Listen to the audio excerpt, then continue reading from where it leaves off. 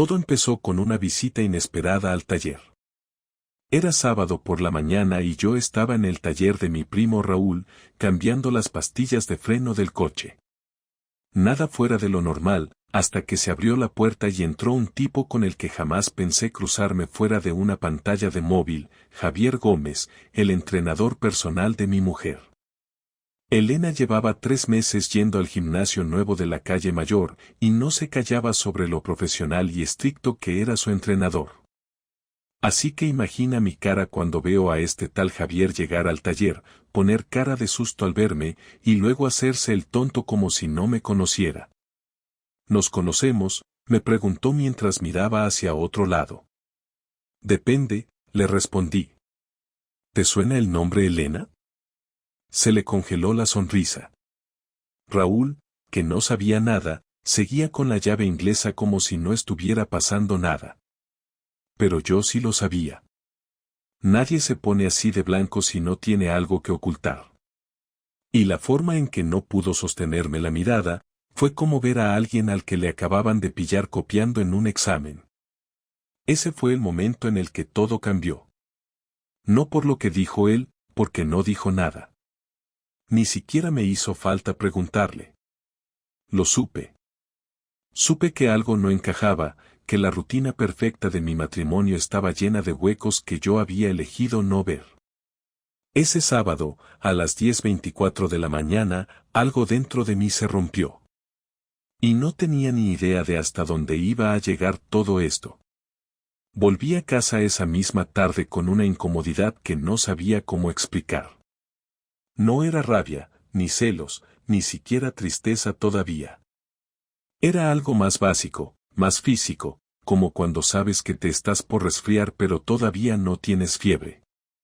Elena estaba en el salón, en chándal, con una copa de vino y una serie de esas suecas que a mí me aburren, como si nada. Sonrió al verme entrar, me preguntó si ya estaba arreglado el coche y si quería cenar pizza. Yo asentí, sin saber qué decir, y me fui directo al baño. Cerré la puerta, abrí el grifo, me senté en el borde de la bañera y me quedé ahí unos minutos. Lo del taller no había sido un malentendido, eso estaba claro. A ese tipo le cambió la cara al verme. Y no fue un cambio cualquiera. Fue el tipo de reacción que se tiene cuando uno sabe que está haciendo algo que no debe. No hice nada esa noche. Comimos pizza viendo una comedia americana que ya habíamos visto, reímos en los momentos de siempre y hasta tuvimos una conversación medio normal sobre el colegio de nuestro hijo. Pero mientras ella hablaba de que quizá teníamos que buscarle clases particulares de inglés, yo no podía dejar de mirarla como si estuviera viendo a una desconocida. No por lo que decía, sino por cómo lo decía, como si de verdad no pasara nada. Esa calma fingida me jodía más que cualquier confesión. Porque eso era lo que más me molestaba, el descaro. El domingo por la mañana me levanté antes que ella. Me tomé un café solo, sin ganas, y salí a caminar. No pensaba ir a ninguna parte, solo quería que el aire me diera un poco de claridad, pero terminé en la puerta del gimnasio. Estaba cerrado, como todos los domingos, pero eso no importaba. Me quedé ahí unos 5 minutos mirando el cartel con los horarios, viendo cómo el sol le pegaba al cristal, sin moverme. Luego crucé la calle y me senté en un banco. Miré el móvil. Pensé en llamar a alguien, a mi hermano, a un amigo, a quien fuera.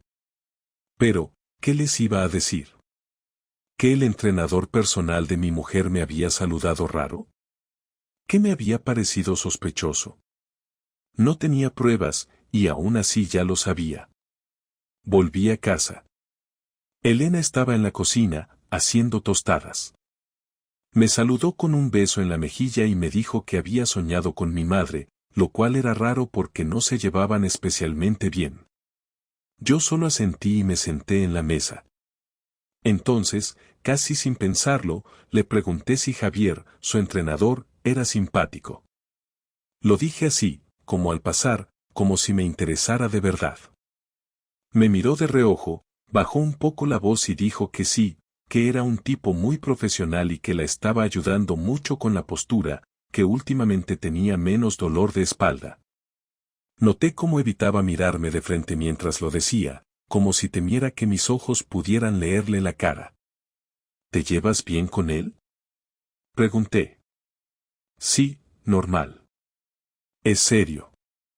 Tampoco es que hablemos mucho, dijo, mientras cortaba la tostada con el cuchillo. ¿No lo habías visto antes de empezar el gimnasio? No, ¿por qué lo preguntas? Nada. Me lo crucé ayer. Fue al taller de Raúl. Me saludó raro. Ahí levantó la vista. No mucho, apenas un segundo, pero fue suficiente para saber que mentía. Luego volvió a la tostada, le puso mermelada, y se encogió de hombros. A lo mejor no te reconoció, dijo, como si tal cosa. Lo dejamos ahí. Ella cambió de tema, habló de que podíamos ir al cine esa noche, que daban una peli francesa que tenía buena crítica, pero yo ya no escuchaba. Todo estaba claro. Si no había nada raro, no tendría necesidad de justificar nada. No tendría esa forma de responder como si cada palabra fuera una bomba que pudiera estallar. Esa mañana supe que algo había pasado con ese tipo y que había pasado más de una vez. El martes lo confirmé. No porque lo investigara ni porque buscara pistas. Fue más simple. Me llamaron del taller para decirme que el coche ya estaba listo, y cuando llegué, Raúl me pidió que me quedara un momento. Me llevó al fondo, donde estaba su despacho pequeño con olor a aceite y café viejo, cerró la puerta y me miró con una cara que no le había visto nunca. Te lo digo porque eres mi primo y no puedo quedarme callado, dijo sin rodeos. Ese tío, el entrenador ese, me preguntó por ti. Que si eras celoso, que si sabías algo. Como si necesitara saber si tú estabas sospechando. ¿Te dijo eso? ¿Así? Tal cual. Y me miró raro, como buscando ver si yo le decía algo. No sé, tío, a mí me pareció muy turbio. No le dije nada. Solo asentí, salí del taller, me metí al coche y me quedé ahí unos minutos con las manos en el volante. Sabía que tenía que enfrentarla, pero no sabía cómo. Tampoco sabía para qué. ¿Para qué me dijera que no era nada? ¿Qué era una tontería? ¿Qué estaba exagerando?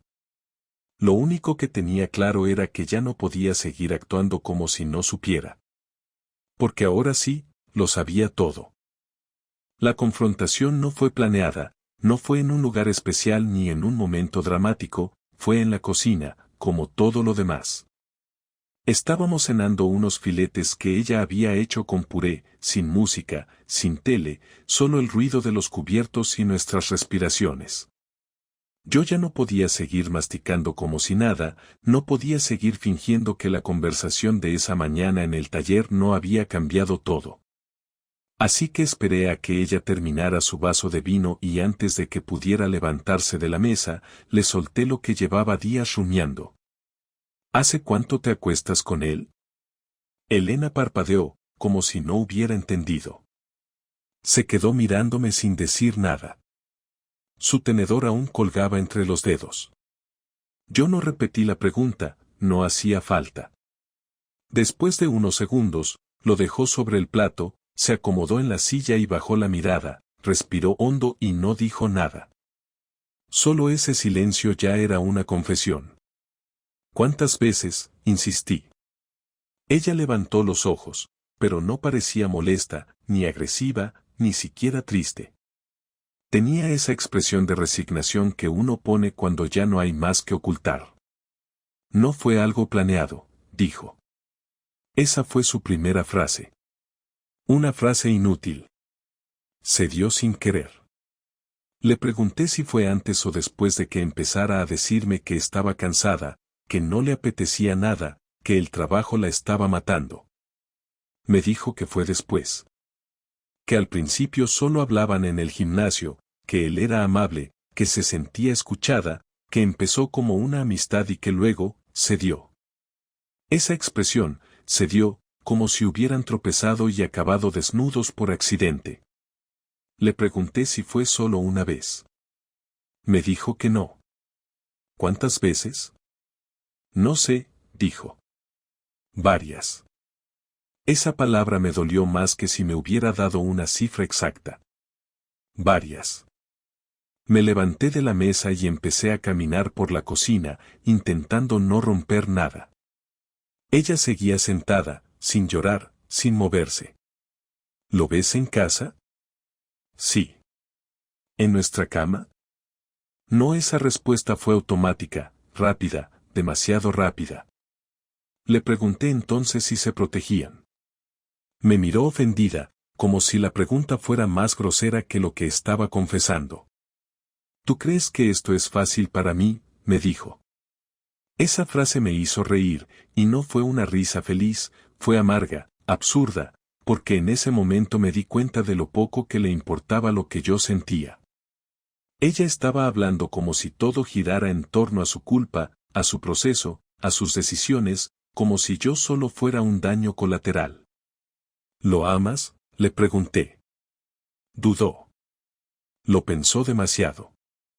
Y luego dijo que no era eso. Que era una etapa, una especie de escape, algo que necesitaba hacer para sentirse viva. Me preguntó si yo nunca había sentido que algo se estaba apagando entre nosotros.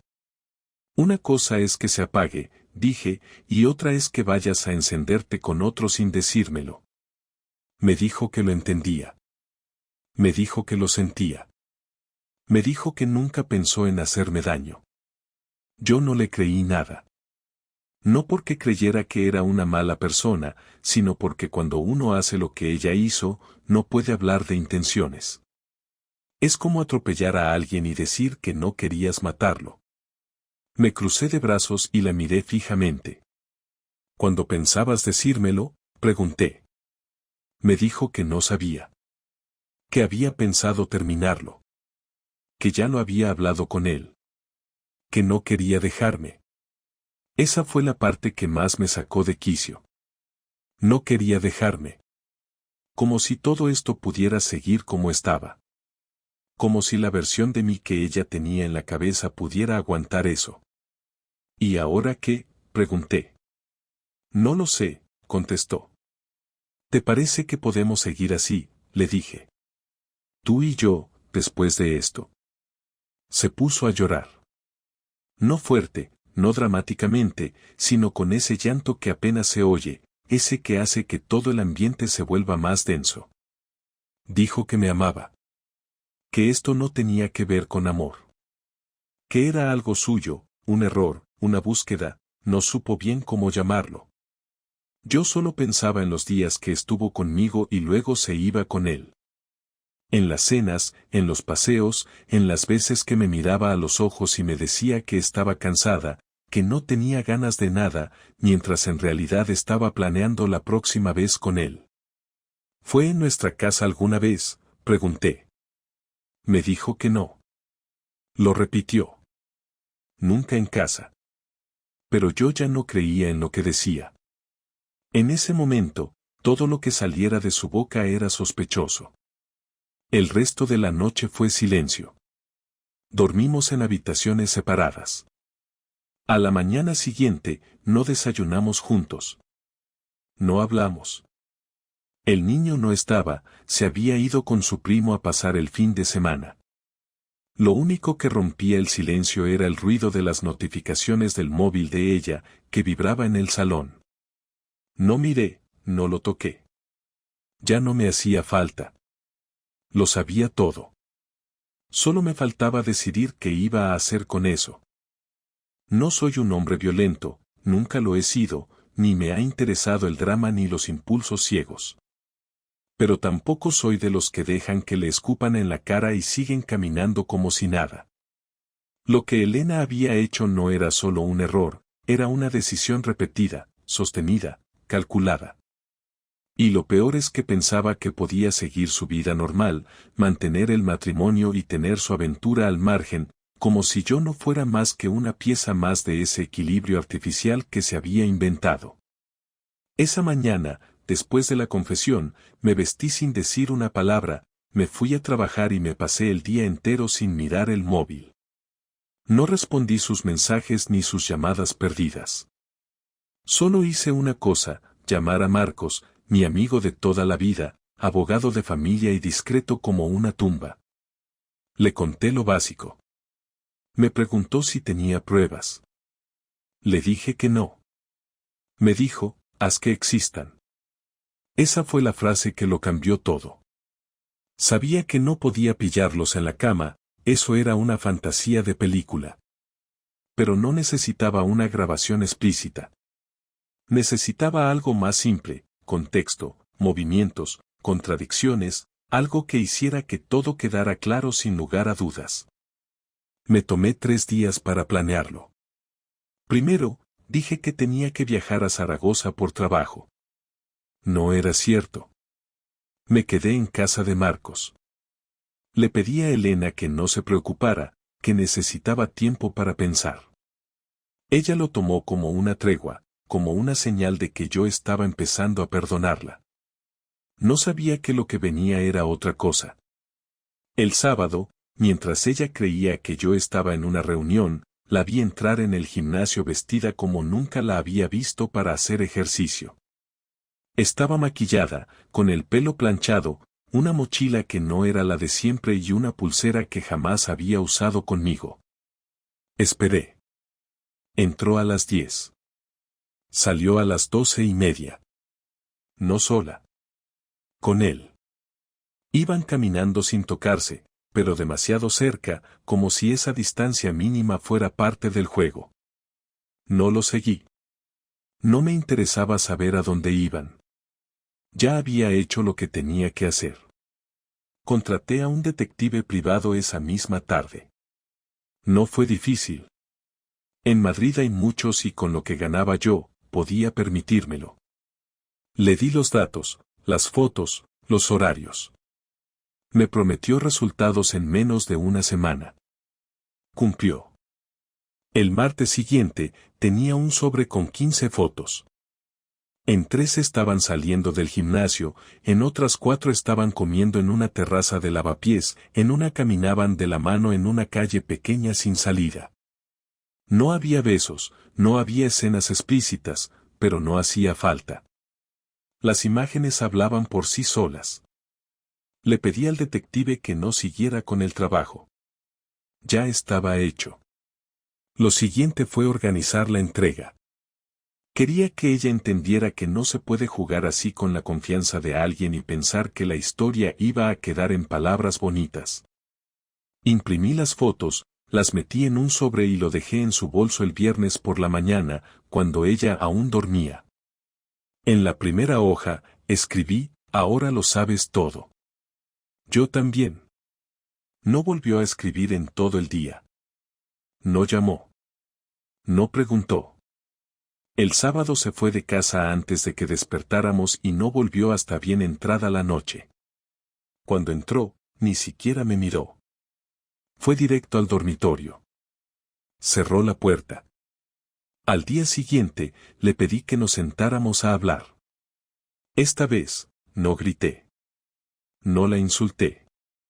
No le pedí explicaciones.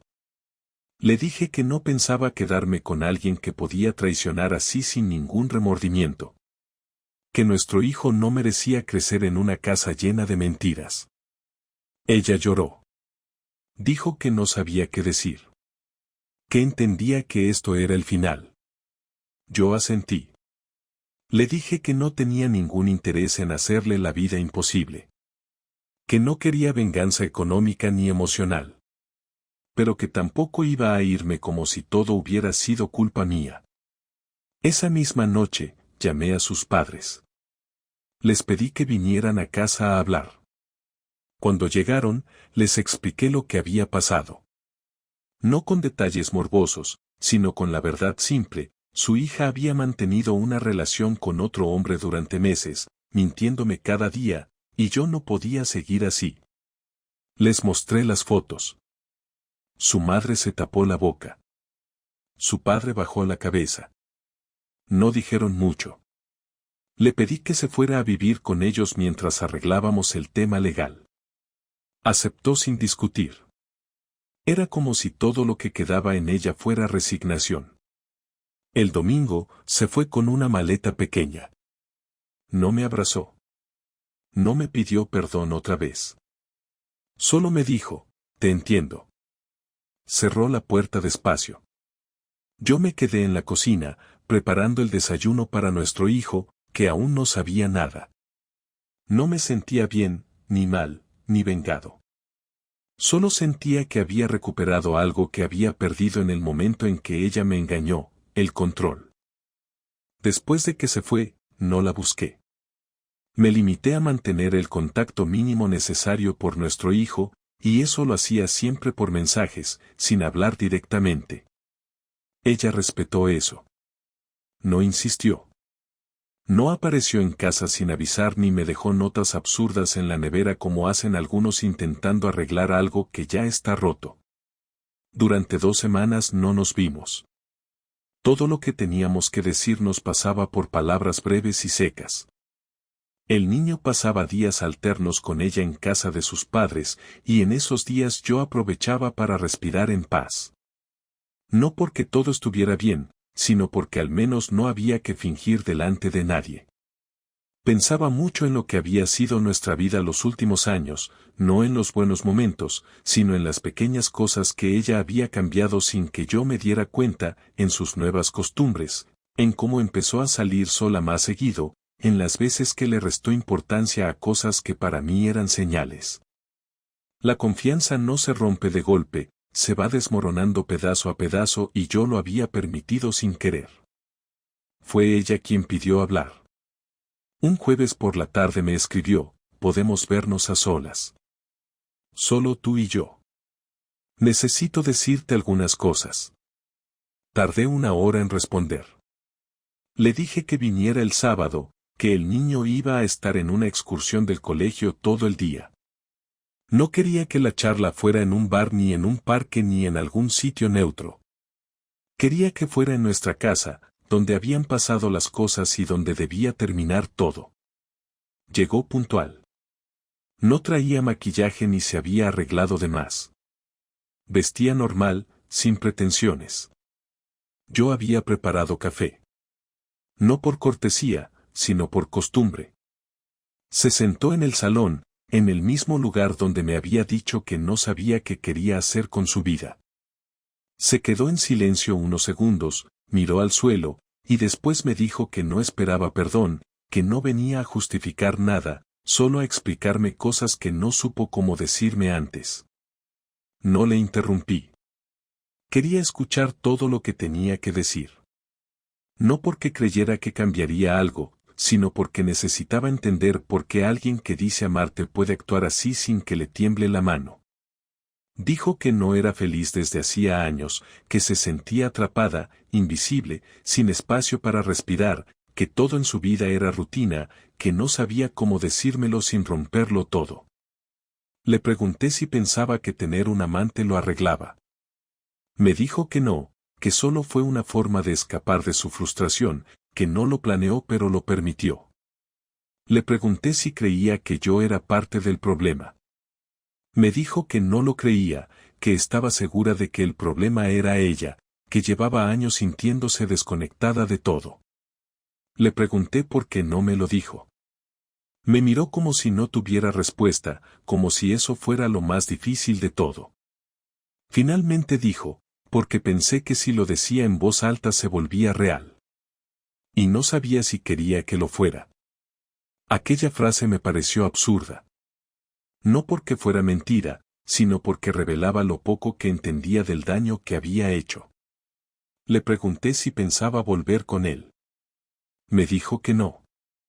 Que él no era parte de su vida, que nunca lo fue más allá del engaño, que lo que pasó con él fue solo un síntoma, no la enfermedad. Le pregunté si pensaba que había algo que salvar entre nosotros.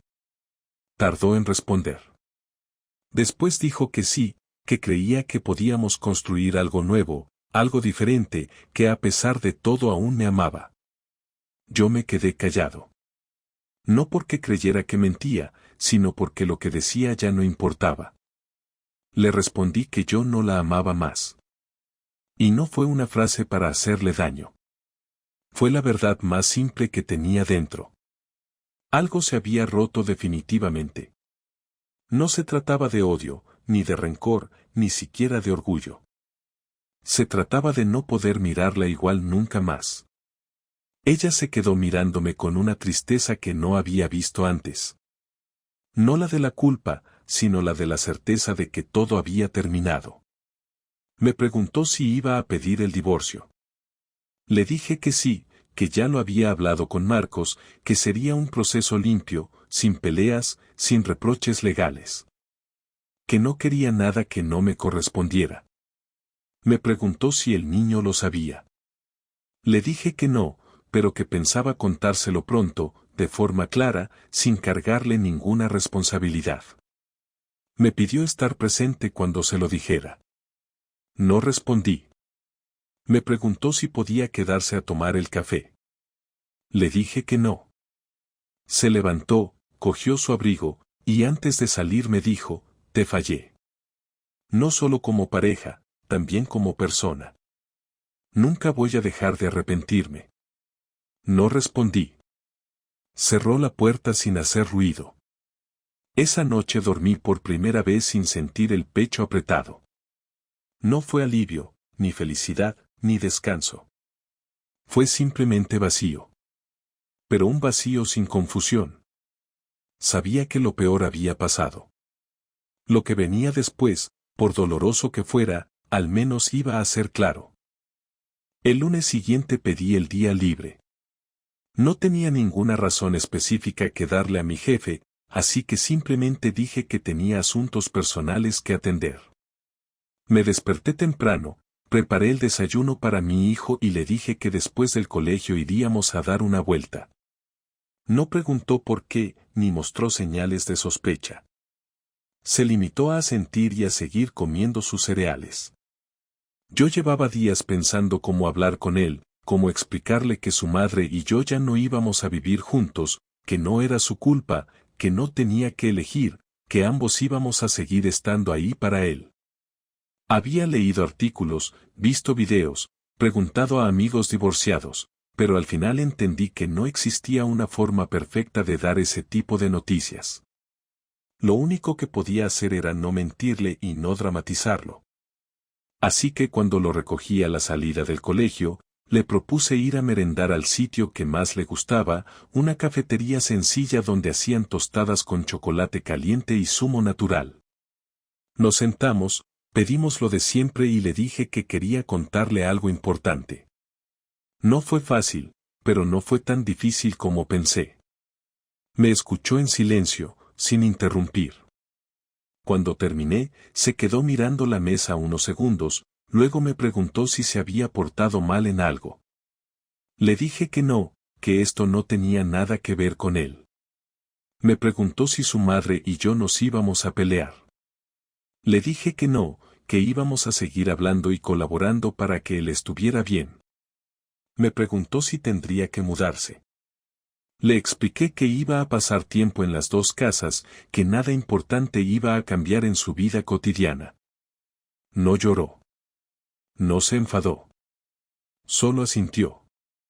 Le pregunté si quería decir algo más. Me dijo que no, que solo quería irse a casa a jugar con su consola. Lo llevé en silencio. Esa noche, antes de dormir, me abrazó y me dijo que me quería. Fue lo único que necesitaba para saber que había hecho lo correcto al contárselo así, sin adornos, sin esconder lo inevitable. Las semanas siguientes fueron más fáciles de lo que imaginé. Elena y yo hablamos lo justo, siempre con respeto, siempre con el foco puesto en nuestro hijo. No hubo reproches adicionales, ni intentos de volver a juntar las piezas. Los papeles del divorcio llegaron rápido. Marcos se encargó de todo con eficacia y sin complicaciones. Repartimos los bienes sin peleas, acordamos una custodia compartida flexible que nos permitirá reorganizar la vida de nuestro hijo sin traumas. Mis amigos más cercanos lo supieron por mí. No entré en detalles. Solo dije que el matrimonio se había terminado. Los que me conocían bien entendieron que había más detrás, pero no hicieron preguntas. Lo agradecí. Un sábado por la tarde, casi un mes después de la última conversación con Elena, salí a caminar sin rumbo por el centro. Hacía sol, el clima era agradable, la gente paseaba sin prisa, y por primera vez en mucho tiempo sentí que el ruido de la calle no me molestaba. Me senté en un banco, observé a la gente pasar, y pensé en lo que había aprendido. No soy de los que sacan grandes lecciones de la desgracia, pero si entendí algo importante, nunca hay que dar por hecho que todo está bien solo porque nadie se queja. A veces el silencio es la peor señal. También entendí que uno no puede responsabilizarse de las decisiones que otros toman a escondidas, pero sí puede decidir cómo reaccionar cuando todo sale a la luz. Me preguntaron muchas veces si la había perdonado. La verdad es que no lo sé. No tengo odio, no tengo deseo de venganza, pero tampoco siento que lo que hizo pueda borrarse con disculpas. Creo que lo que pasó nos rompió algo que no se puede volver a construir, y a veces aceptar eso es más importante que perdonar. No me siento orgulloso de lo que viví, pero sí me siento tranquilo por cómo lo enfrenté. No hice escándalos, no destruí más de lo que ya estaba roto, no usé a mi hijo como herramienta emocional, y eso, dentro del caos, fue mi manera de conservar algo de dignidad. Hoy estoy solo, pero no vacío. Tengo tiempo para mí, para hacer cosas que antes postergaba, para pensar con claridad, para dormir sin angustia. No sé si algún día volveré a enamorarme, y la verdad, no me importa demasiado por ahora. Lo que sé es que ya no tengo miedo de estar solo, porque descubrí que la soledad elegida es mejor que la compañía impuesta por la culpa o la costumbre. Elena sigue viendo al niño, tienen una relación sana, y cuando nos cruzamos, nos saludamos con educación. A veces me pregunta si estoy bien. Le digo que sí, sin mentirle. No me fui de viaje, no cambié de ciudad, no hice grandes promesas de empezar de cero. Solo me quedé aquí, en la misma casa, con las mismas rutinas, pero con otra manera de ver lo que tengo y lo que ya no quiero permitir. La traición no me definió, pero sí me abrió los ojos. Ahora sé que la fidelidad no es solo no acostarse con otro. Es no mentir, no engañar, no hacer sentir invisible a quien tienes al lado. Y eso, por ahora, me basta para no volver a repetir la historia. Porque esta vez, de verdad, aprendí.